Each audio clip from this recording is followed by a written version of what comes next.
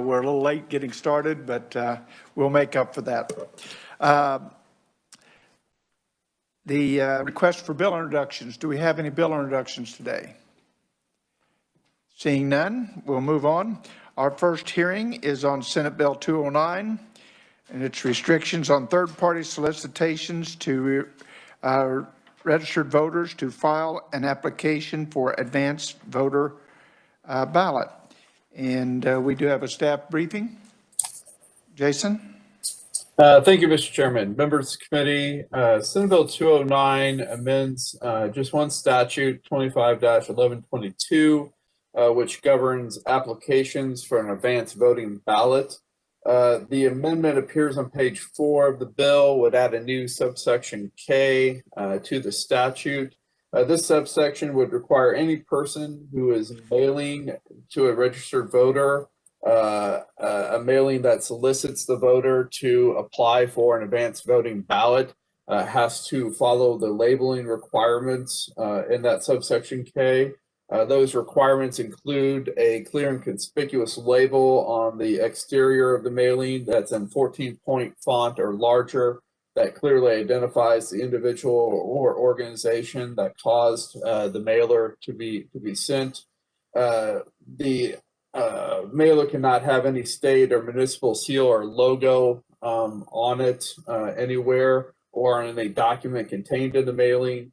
And if there's an envelope in the mailing for sending an application for advanced voting ballot back, then that envelope has to have the return address for either the Secretary of State or the county election office for the county in which the registered voter resides. So those requirements would be applicable. The bill would go into effect on July 1st if it was enacted. And with that, Mr. Chairman, I'd be happy to answer any questions. Thank you, Jason. Are there any questions? Yes, Senator Faust-Godot. Thank you, Mr. Chairman. Jason, so say that again, where that label would have to be affixed on the actual advanced ballot application. So the label identifying the sender would have to be on the outside on the mailing envelope that it comes in, so that when the voter goes to the mailbox and takes the envelope out, they see a clear label identifying the sender of that mailing. Mr. Chairman, if I may, so Jason, so if this application came from another state or other area, how would we then get that information to them that they would have to do that of what this legislation is saying? Well, it's state law, and the onus is on an individual to comply with state election law if they're conducting any activities related to elections in the state of Kansas. I will point out, though, that there are no penalty provisions in this bill for any person who violates, who fails to comply with this subsection. Are there any other questions? Seeing none, thank you, Jason. Our proponent is Senator Thompson. Thank you, Mr. Chair. Welcome. I think the reviser did a good job of explaining this. The reason for this is because probably like you, I was inundated with constituents who called because they were getting 4 and 5 of these advanced ballot applications, many from out of state. I realized that the parties do send these out, and so we didn't want to put restrictions on that. We just wanted to clearly identify who these advanced ballots requests were coming from so that voters wouldn't be confused. Somebody may have already sent in a request for an advanced ballot, and then they get something else in the mail, and it confuses them as to whether their request for an advanced ballot was actually received. So we thought these 3 items, first identifying the person who's sending it, second making sure there was no logo that was deceiving, and third make sure that the return address sent it to the proper election office would help clear up any of that confusion. And that is the primary reason for this, just to try to make it very clear to the voters where these ballots were coming from, and they can choose to discard them, ignore them, or whatever, because then they would know they were not an official state ballot. And aside from that, the only thing I would suggest, that my original idea that didn't get into the amendment to the subsection K was potentially saying that any logo similar to a state seal or a county seal, so that there was no deception. That would be just a suggestion for the committee to consider. And with that, I'll stand for any questions. Thank you. Is there any questions, committee? Senator Fausto. Thank you, Senator. Thank you, Mr. Chairman. I really, really appreciate this legislation. I actually have 5 of them at home. Right now, I saved them, and I like to vote at the polls, actually, so I did not request an advance ballot or application to get an advance ballot, and they were certainly confusing, and a lot of my constituents shared the same concerns. Actually, the Secretary of State, Scott Schwab, came to my district for a voting registration event, and a lot of those individuals brought those applications to him, and he said, hey, let me have one, and he just tore it in half, said, you know, but it was certainly confusing. Mr. Chairman, Senator, would you be opposed to adding, so usually my seniors in my district, when they do receive their vote by mail ballot, and they mail it back, a lot of times they forget to put their signature on the outside of that envelope. Would you be opposed to adding a piece where we clearly label where that signature goes on that envelope when they're returning them? I wouldn't be opposed to anything we can do to clarify the whole process, and I would leave that to the will of the committee, but I think that's something you guys can certainly undertake, I believe, and I wouldn't see that as an unfriendly amendment to this. Senator Fausto. Thank you, Mr. Chairman. So previously, individuals would request, they would do that themselves. And in Cedric County, I know now we just, you know, they'll mail out that application to whereas you can then mail it back to request your advance ballot. Some people have actually been confused thinking that they had already voted when they did that. And so this legislation certainly helps clear that up. Thank you so much for bringing it. Thank you, Senator. I appreciate that. Thank you. Any further questions? Senator Ware. Thank you, Mr. Chair. So the application mailers that were sent out last year, would any of those be not in compliance with our new proposal here? If this passes, I would have to see, because there are a number of different variations, but this would certainly create a uniform standard for anything coming from either out of state or within state to comply with for the next election. So I would suspect from what I understand in talking to some of my constituents, they didn't know where some of this stuff was from. And then they had to, or it was in very, very fine print. This would make it much easier for them to identify where these third-party solicitations are coming from. So are you concerned, is your basic concern that there is something fraudulent going on here with voting? Mike, no, not so much that, other than the fact that the constituents felt there was. The constituents were worried because they were getting so many of these, and they were confused why. And it made them doubt the underlying system. And we certainly want to clear that up. We want to make sure they understand that, you know, they have the right to request an advance ballot. And these ballot requests coming from other locations would be a valid request if they forwarded it to them. But I think the fact they were getting floods of these things was very confusing to them. And I think that's the intent of this, is to clear up the confusion. I would even suggest making them a different color from whatever the state, you know, not that they would be invalidated, that somebody could use those requests from a party, from any party, and they would be a valid request. But I want it to be clear, this is not from your official county you call the county, you make a request. It's not officially from them, not that it's not usable. But I think it would help to clear up some of the confusion in what we saw in the elections this year. One more, if you don't mind. So, I mean, obviously, transparency is a good idea across the board in any situation. What about Secretary Schwab's concern that this is a bigger issue than it might appear on the surface? He'd be the guy who might know about the intricacies.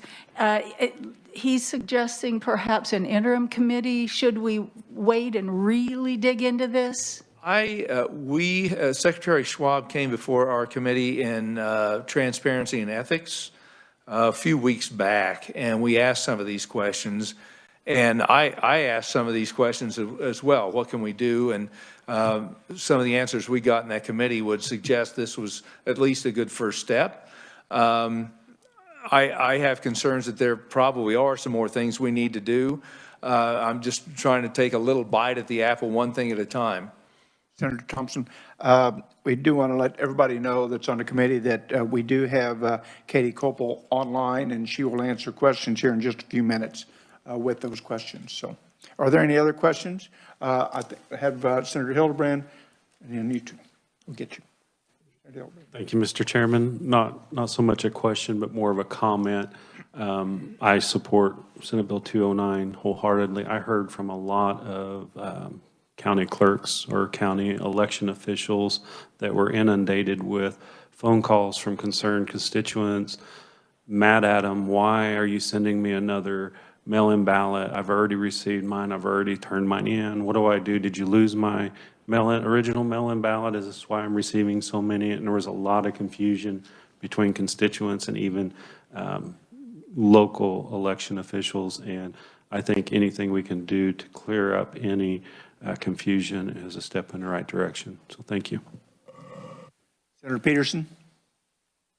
Thank you, Mr. Chairman. I too am in support of this. I received in my district some that had wrong return address on the application. One was Missouri, one was North Carolina. That was definitely confusing to people. When they called and talked to Secretary of State, he told them to tear them up and throw them away. I think this will really help with that issue on the confusion. And it might help with the caseload at the Secretary of State's office too, hopefully, with some uniform application of this. Yes, thank you, Mr. Chairman. You'd made reference to these sources that are sending these into the state. So I'm just curious, does this go far enough to identify? There's been talk about identity theft, trying to get information like that. And I think anything we can do to clear up and safeguard is good. Just wondering, what we can do in that regards, identifying these sources. That's a good question, and I think your concerns are valid. With the identity theft. I don't know that this bill particularly addresses that, but I would certainly leave it to the will of the committee. And like I say, the intent of this is to make it very clear and transparent to voters where these things are coming from, and that's the very simple intent of this bill. If the committee would like to expand it further and have that discussion, I certainly wouldn't be opposed to that. I think the more discussion, the better in something like this. Thank you. Any further questions? Okay, we'll move on to our neutral testimony. And on remote, we have R.J. Wilson from the Kansas County Clerks and Election Officers. Good morning, Mr. Chairman. Chairman. Yep, I'm here. Can you hear me? Yes, we can. Okay, good. Good morning, Mr. Chairman, members of the committee. Thank you for allowing me to confer today on Senate Bill 209. Again, my name is R.J. Wilson. I represent the County Clerks and Election Officials Association in Kansas. Our association has 109 members. 105 of those are county clerks, and we have 4 election officials in the most populous counties. And normally we would have one of our county clerks be here with us, but Tuesday morning is when many of our county boards meet. And the county clerk, of course, keeps the minutes of those meetings. And so we were unable to find somebody to attend today, but I will do my best as a former practitioner to answer your questions. I'm appearing today as a neutral conferee on this bill.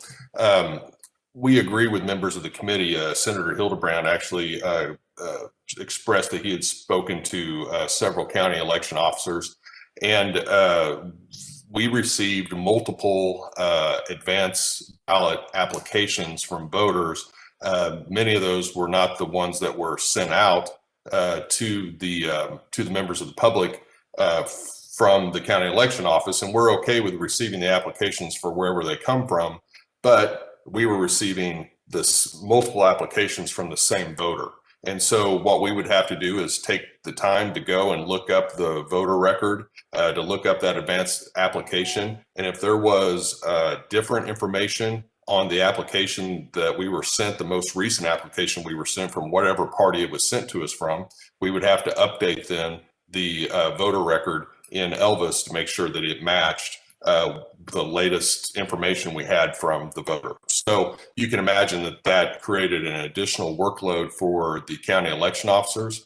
And it took a lot of extra time in an election where there was a great interest because it was a federal election and there was a pandemic, and you now had all of these advance applications coming on top of the county election officer. So that's the problem that we face, and I think your committee and the sponsor of the bill has identified that correctly. We are appearing today to ask for an amendment to this bill, and the reviser may be able to help us with this. We had the same conversation over in the House. We are worried that the word person in the language of the bill is too encompassing, and we would like to request an amendment that makes that something more specific, something that is like exempts governmental officers who are sending out advanced voting applications, because the changes to our envelopes, changes to our process, those are sometimes difficult to work with. So if the intent is not to require the provisions of this bill to impact the county election officer, we would ask then that you either opine as to that this affects or does not affect the county election officer, or specifically exempt us from the provisions of this bill. If your intention is to have the county election officer participate in the provisions of this bill, then we would ask for you to remove the 14-point type language and then allow the Secretary of State's office to act as the intermediary between the legislature and the county election official in propagating rules and regulations through the Rules and Regulations Committee, and allow them to form a consistent approach so we can make sure that we can conform with that. When we start making changes to envelopes or any of our applications, it becomes a serious burden on the county clerks to have to try to comply with that. Consistency is the key for us in elections, and so we would ask that you take a look at that as well. Mr. Chairman, that's all I have today, and I'd be happy to stand for any questions you might have. Very much. Are there any questions? Senator Palscado. RJ, thank you, Mr. Chairman. RJ, hi, didn't we serve together in the House Ethics and Elections Committee? We did, as a matter of fact, Senator. You look different with the beard goatee. I like it. So that's kind of the statement that you just made was what I was asking Senator Thompson is, so if we are trying to address those out-of-state entities that mail those multiple applications, like to a constituent in my district who she just kept thinking that her application was getting lost in the mail. So she kept mailing them back over and over, and then she was concerned of if her vote was going to count or if she had to vote provisionally. So then how, with your amendments, how do we get the message across to the out-of-state entity? The ones that I received were from Missouri, asking me if I wanted to request an advance ballot application. So how do we get them the message? Well, I think the bill attempts, Senator Falscado, thank you for the question, first of all, and it was a pleasure to serve with you in the House of Representatives, and I see you've been promoted to the Senate now, so congratulations on that. To answer your question, I don't know how specifically. We engage in educational campaigns, and so does the Secretary of State's office. I don't know specifically how we get that message out to voters other than to continually try to educate. But what I will tell you is that if this applies to your county election officer, the person who is actually sending out the official application, and in your county, Senator, your election officer sends an advanced voting application to every voter. And that happens in multiple counties around the state. And during the pandemic, it happened in more counties. So all we're asking today, Senator, I don't know how to address your question dealing with out-of-state entities, but I would tell you that the law would apply to them. They would have to follow what is in this particular bill. And all we're asking is that we exempt the county election officers from those provisions. Any other questions? Seeing none, thank you very much for testifying today. You're welcome. Thank you, Mr. Chairman. Moving on, the second neutral we have is Davis Hamlet from the Loud Light Civic Action Group. Mr. Hamlet. Thank you. Thank you, Chairman Alley, members of the committee. There's a couple points I want to raise. One is that the 2020 election was just incredibly unique. And with that, Kansas did not have a uniform response in how it dealt with the pandemic. So you had some counties sending out mail ballot applications out for the primary, not the general. And so a lot of third-party groups stepped in and just did massive mailers into the state because the state didn't have a unified response of knowing that every voter got the option to apply for a mail ballot. And so with this, as we seek a solution to this problem, which I think we all agree that this was a problem that caused voter confusion, I work with a variety of civic engagement groups, spend a lot of time educating people on these mailers. But one of the massive problems we had is that we don't actually have mail ballot tracking, and we have a very outdated infrastructure system in our elections. And we had a huge backlog. And so even a lot of these mailers, first off, every mailer I've seen would have already been in compliance with this law. And it would have actually gone farther. They have disclaimers about how they're not from government agencies, and they included documents about how to look up if you've already applied. The problem is Kansas had a giant backlog of applications. And part of the problem is that Kansas, first off, we don't let anyone be on the permanent advance list, but we don't have any official online mail ballot application process integrated with the voter system. So all of this stuff has to be manually processed county by county, which causes huge backlogs, cause massive confusion. Also, we don't have real mail ballot tracking. When the Secretary of State refers to their mail ballot tracking, what that actually means is that a county clerk had manually entered the data into the ELVIS, the statewide base, and then people could look it up. But that's not what mail ballot really is. There is a way, and some counties have adopted methods where it's in real time tracked through the USPS, so you know where your ballot is.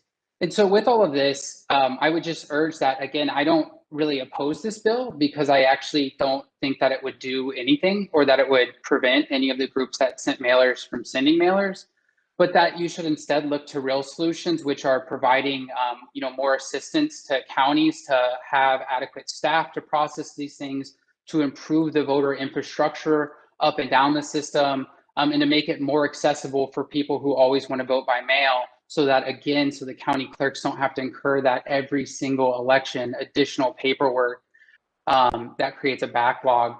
One other issue I want to raise, because I don't believe that the Disability Rights Center was signed up to give testimony, but they raised in a House hearing on a similar bill a concern that they actually send out a packet, and they are the federally designated disability rights group in Kansas. And so whenever someone qualifies for federal disability, they send out a packet, a large packet that includes official government documents that would have official government seals, and it includes the permanent advance mail ballot application for people with disabilities. And so they had a concern, again, that they be exempt or that they have some kind of carve out to make sure that essentially they aren't forced to do separate and duplicative mailers. So before moving forward on this, I'd recommend you reach out to the disability rights group. And the last thing I will mention is a question of how broadly would this apply? And my concern here is, what if someone just sends out a mailer that says, visit your county election office to learn how to apply for a mail ballot or something like that? Would that be under this proposed bill? And with that, I'm happy to stand for any questions, and thank you all so much for hearing my testimony. Thank you very much. Are there any questions? Seeing none, thank you very much. We have neutral written and available for questions. We have Katie Copel from the, she's a district assistant secretary of state. And Katie, are you online? Yes, Mr. Chairman. Katie? Yes, I'm here. Can you hear me okay? We now can see you. Thank you. Okay. Welcome. Are there, first of all, do you have a statement that you'd like to make concerning what you've heard this morning? Thank you, Mr. Chairman. You have our written testimony before you. We do think the bill nicely addresses some of the concerns that we all share on the confusion and frustration many Kansas voters experienced the last election on these confusing and duplicate mailings. The one request we do have with the bill is our office does not process advanced by mail ballot applications. So we would recommend that you remove us from the bill. I believe it's line 41, page 4, I believe. I specifically pointed it out in our testimony. That way, that would ensure that voters do not mistakenly return those ballots to our office, and that could unintentionally delay the processing of their ballot applications. But again, we think this bill is very timely. We are happy to work with lawmakers in whatever way you see fit to address this issue, and appreciate your consideration. Thank you very much. Are there any questions? Seeing none, thank you very much. Seeing no further testimony on Senate Bill 209, we will close the hearing for 209 and open the hearing for Senate Bill 11.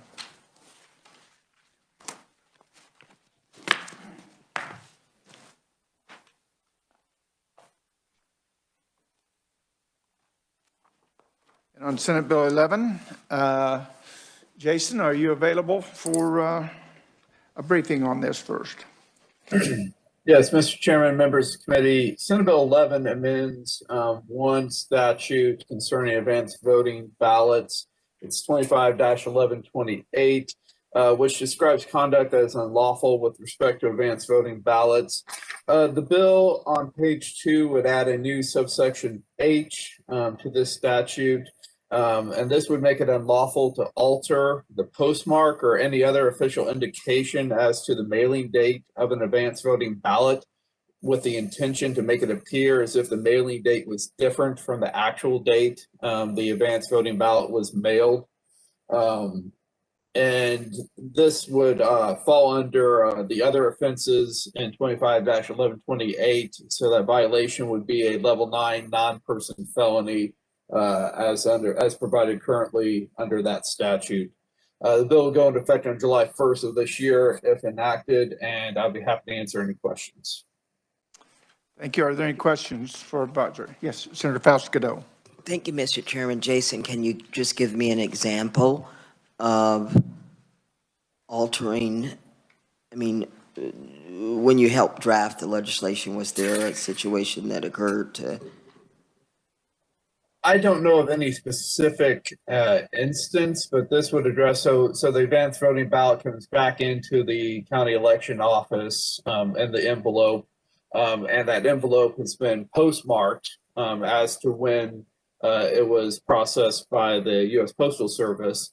And so anybody who intentionally tries to alter that postmark or in some way modify the exterior of the envelope in some way to make it appear that the ballot was processed, was mailed at a date before it may have actually been mailed, as in, mailed prior to the deadline for mailing such ballots. If you intentionally try and alter that postmark date, then you're have violated this statute and potentially could be convicted of a level 9 felony. Thank you. Is there any further questions?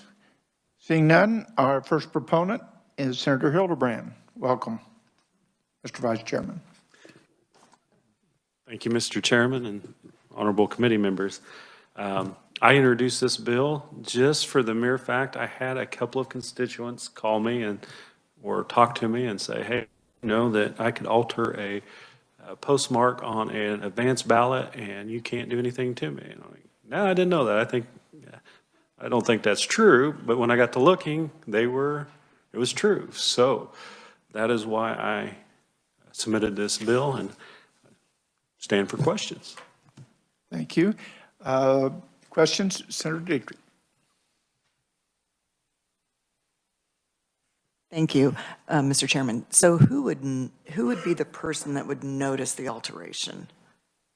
Would it be the election office? Honestly, I haven't worked the election office. I don't know the answer to this. That would be them or the postmaster or someone at the post office. Do they check them manually now? I mean, how would they know? You would have to.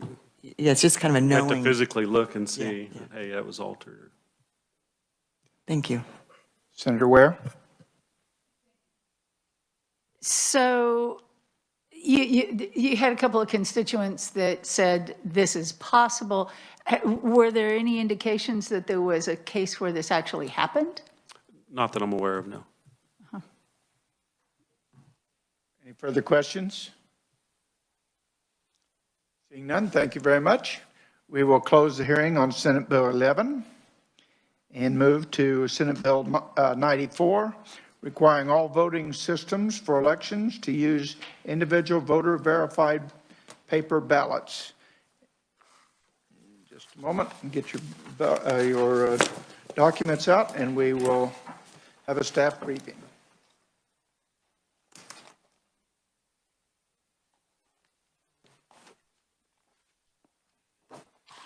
Jason, can you give us a briefing on this, please? Sure. Mr. Chairman, members of the committee, Senate Bill 94 would establish a new election law requiring that all voting systems use a individual durable voter verified paper ballot for voting. The paper ballot could be marked by hand or could be marked with a voting machine, provided that the machine is a non-tabulating electromechanical or electronic device that simply marks or prints the paper ballot. And then the ballot must be provided to the voter for inspection and verification before it is actually collected and secured and preserved. And the ballot would be the official ballot and would be preserved for audit and recount purposes after Election Day. The Senate Bill 94 would also require paper ballots to be canvassed by hand or by a vote tabulating equipment, such as an optical scanning equipment. However, if vote tabulating equipment is used, there should be a sample. There must be a sample audit conducted doing a hand count of random sampling of the paper ballots to compare with the results of the vote tabulating equipment. Senate Bill 94 would also prohibit the use of any poll books that do not require a handwritten signature of the voter. Sections 2 through 5 of the bill make some conforming amendments to other election statutes to ensure that the election procedures comply with the Section 1 requirement to use paper ballots. Sections 6 through 9 make conforming amendments regarding electromechanical and electronic voting systems to ensure that those systems comply with Section 1's requirement of use of paper ballots. And finally, sections 10 through 12 of the bill make conforming amendments regarding optical scanning equipment, again, to ensure compliance with that Section 1 general policy requirement. The bill does have a delayed effective date, Mr. Chairman, of January 1st of 2022. So if it is enacted, the provisions will not be effective until that date. And with that, I'd be happy to answer any questions. Thank you. Are there any questions? Senator Pascal. Thank you, Mr. Chairman. So Jason, just to tell me what's the main difference between, again, I like to vote in person, that process at the machine there at the polling location. But some people will have to vote provisionally. That's on a paper ballot. And then even when I vote on the machine, there's a little piece of paper in there, like a cash register receipt that's going around. I've always wanted one of those to click out for me to walk away with. But now we insert that card, which we then take to the election poll worker at the end, and they will take it and insert it in another machine, thereby counting my vote, and I get my little sticker. So that's paper.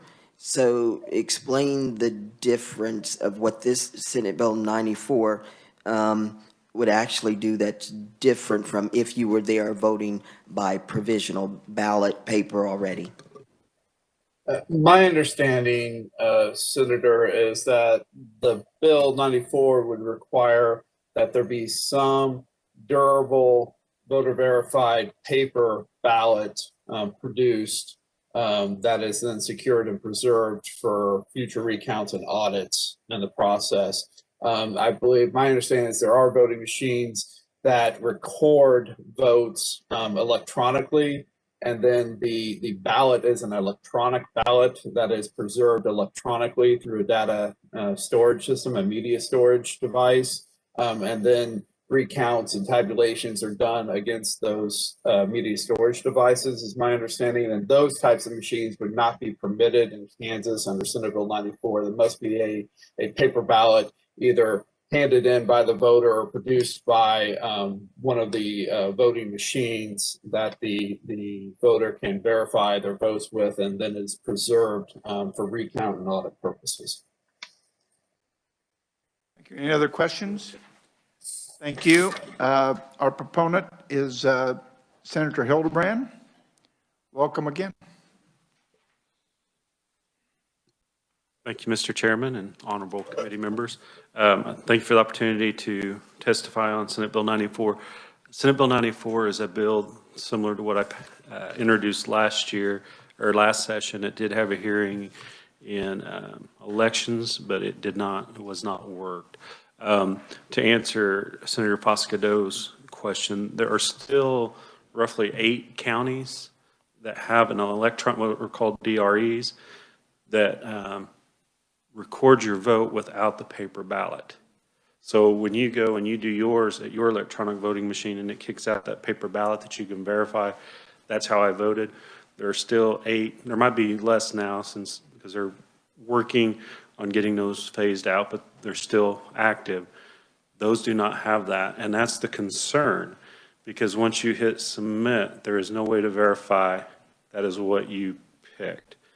And just to add to this, or kind of give you some type of perspective on this, it's not necessarily fraud that you're worried about in this. It's a lot of times computer error, human error, or something like that is a cause for data to be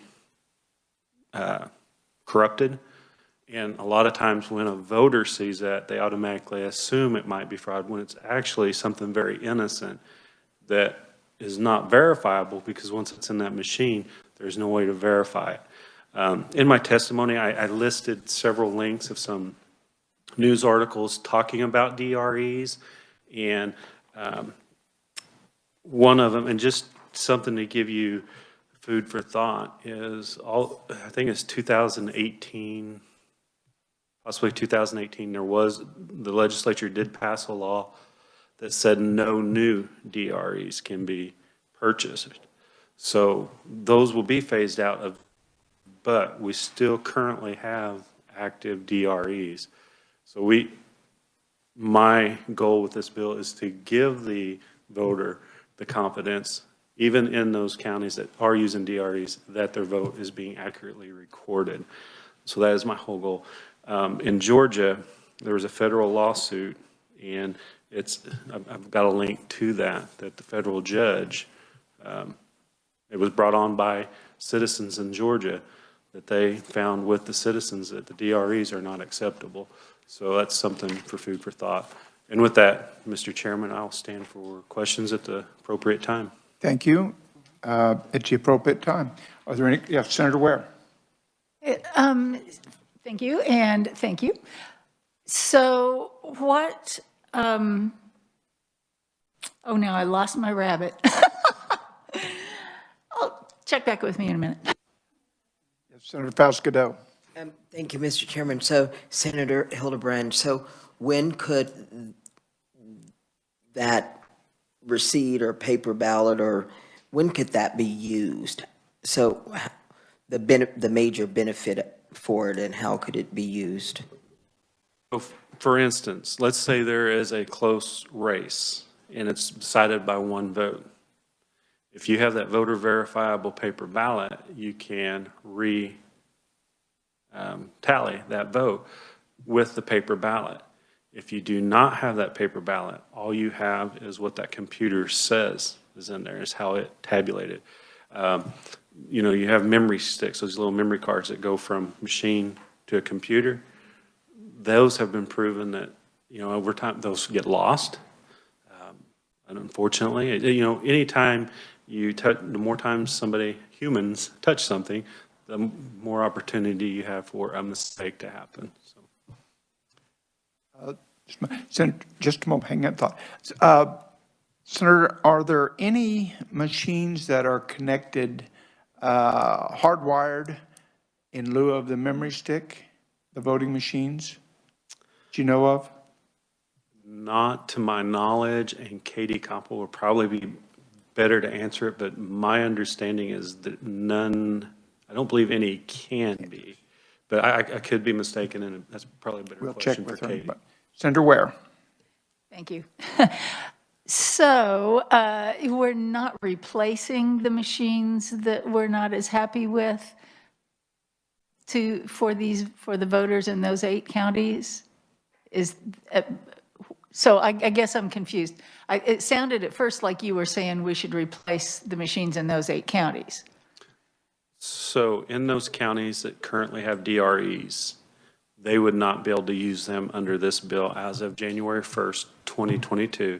So that would give them time to implement new machines, because you can't change those machines to where they will print paper verifiable ballot. Right, okay.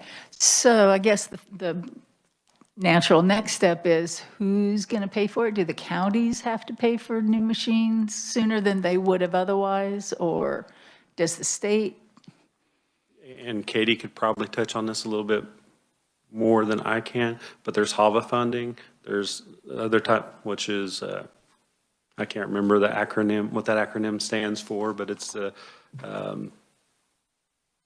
federal program that they have for voting access, and there's funds always for there, and they have used a lot of those funds, because I think last year, I can't remember the number, but I think it was up to like 12 or something.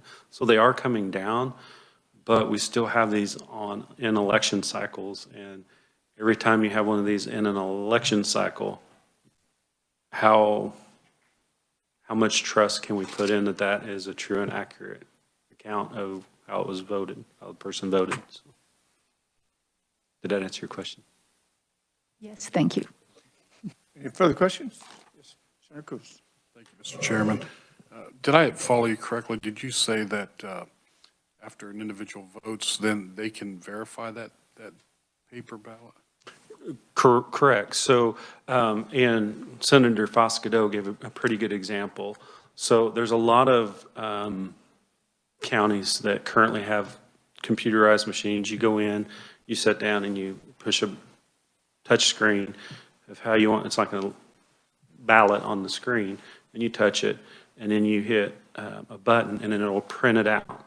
So you can verify on that ballot that's how you voted, and then you can hit submit. Then you take that paper ballot that you just verified, and you take it over to a poll worker, and then they put it in a secure box. So if for some reason there is a problem with the machine malfunctions is the machine breaks down. They've got that paper ballot that they can still count or recount. Further questions? The acronym I think you were looking for was HAVA, H-A-V-A, Help America Vote Act. Correct, yes. And that was I knew not it was me. something simple, That was but it was not too me that simple found for that. my mind. So, thank you, staff. If there are any further questions, we do have neutral. Thank you. Mr. Davis Hamlet again.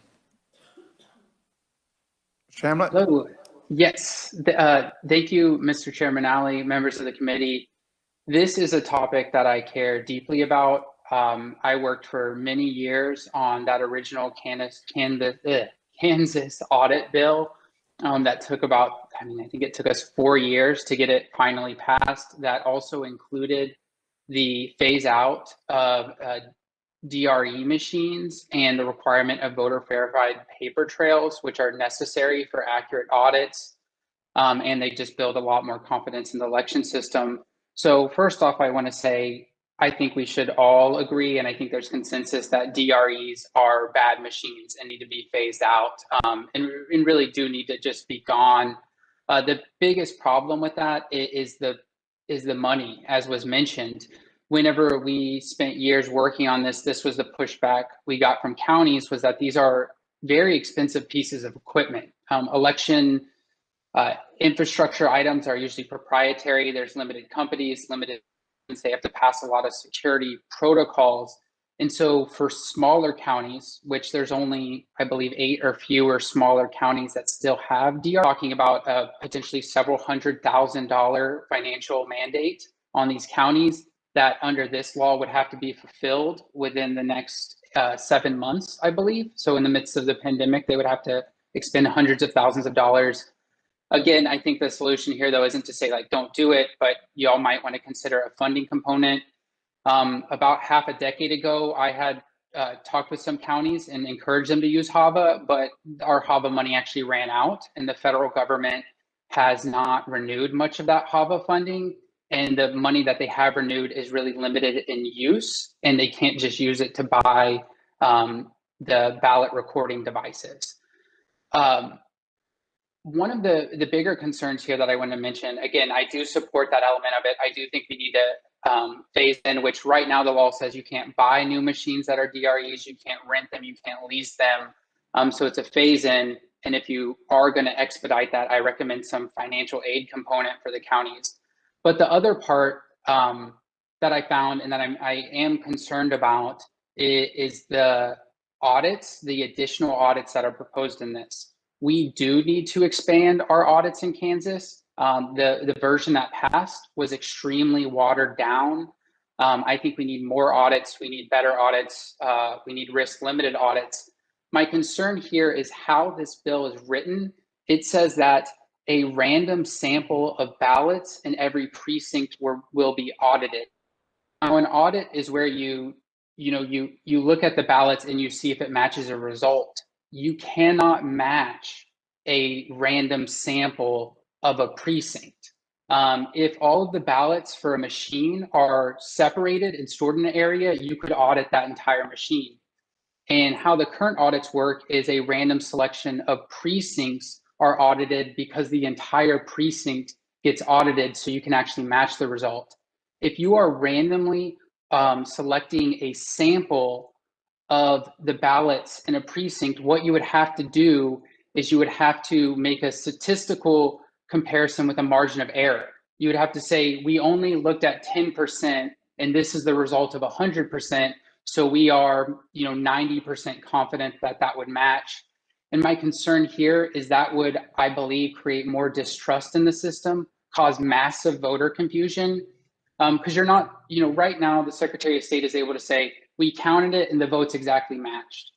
Whenever we're going to have a result where it says we counted a chunk of the votes and they were kind of close to matching, I just think that's going to create a lot of problems. So I think the audit component of this really deserves a lot more just a lot more research and intentional thought to this, because I mean, I love the idea, I love the direction, but I right now, as written, see a lot of problems with implementation.